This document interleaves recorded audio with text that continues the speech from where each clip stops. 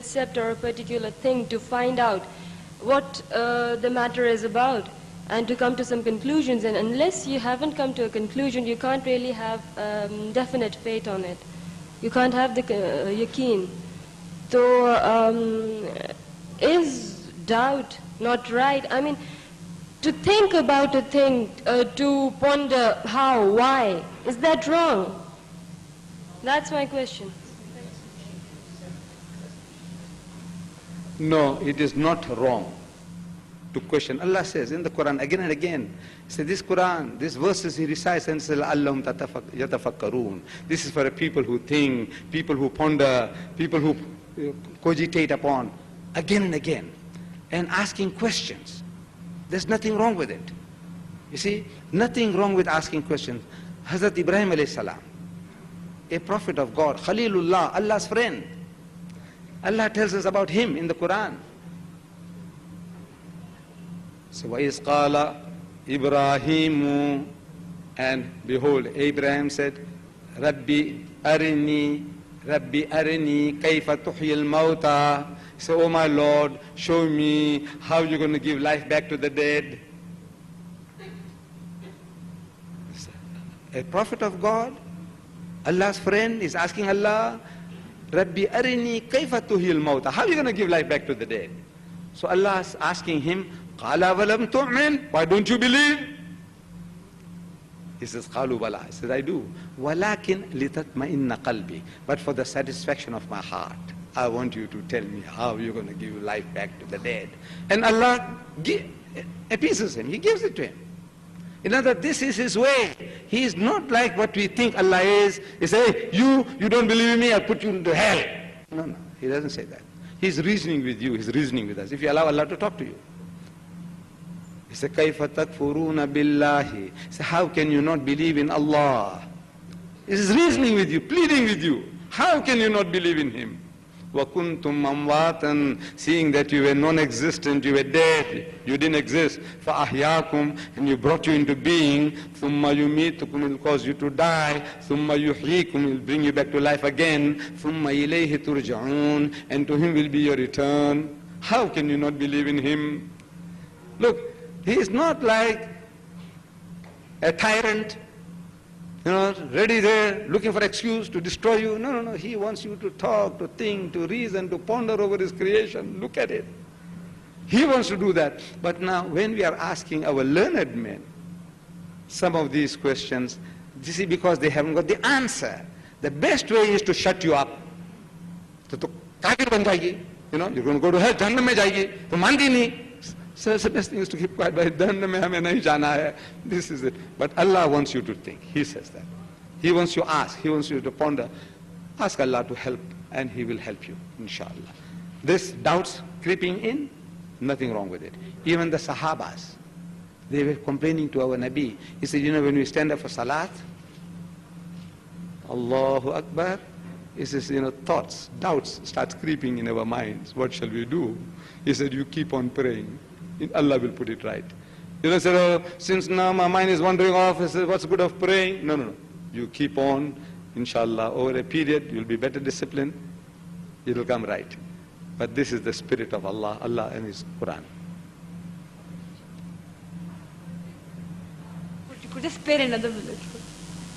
Sir, unfortunately, there is a great divide in our women on parda issue. One says, and I don't know why it's very clearly written there. Probably when you will say something about parda, it might sort of have bridged the gap between the two very widely apart sections in Muslim women, especially in Pakistan. Could you please comment on something on parda? You see, that is this working? Yes. The type of parda, I understand is this parda that I see before me. My wife, my daughter, this is the type of things that we have. You see, and there are people who go to extremes, so now, look, I mustn't see anything at all about you all. I said, right. But then what about, I said, this woman from inside that cloak, she's looking at me. Huh? Is it right? No, she's seeing, look, she can feast on me, she's going through me, with her eyes. Is it right? I can't see anything but a cloak, right? But she's seeing me. She's seeing every hair of mine in the beard that's standing out and all that, my eyes, my teeth and everything, and she's also things are going through her mind. I said, shouldn't we, take out their eyes? Women, take their eyes out that they can't see men. No, I think it's going a bit too far. I don't know. But I will not, as a fatwa, tell you anything. But to me, you all my daughters, you are just like my wife and my children at home. Same type of thing. And I don't know, I seem to be satisfied. I'm satisfied with this. So I'm very happy. With the rest, I don't know. Let them start debating and questioning, I don't know. Let them fight. I'm not a Maulvi or an alim to give fatwa. But to me, this is acceptable. Yes.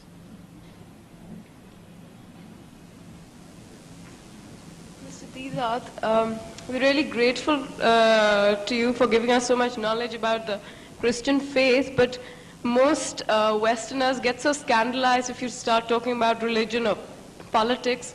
What do you think is a safe way to approach them about, religious issues or about their faith? You see, the best way is,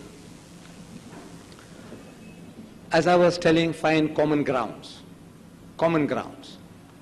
And this is what Allah is telling us in the Quran.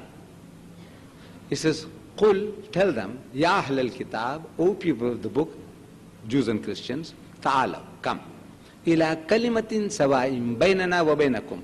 That we come to common terms as between us and you. Let us get onto a common platform. You start from a common base.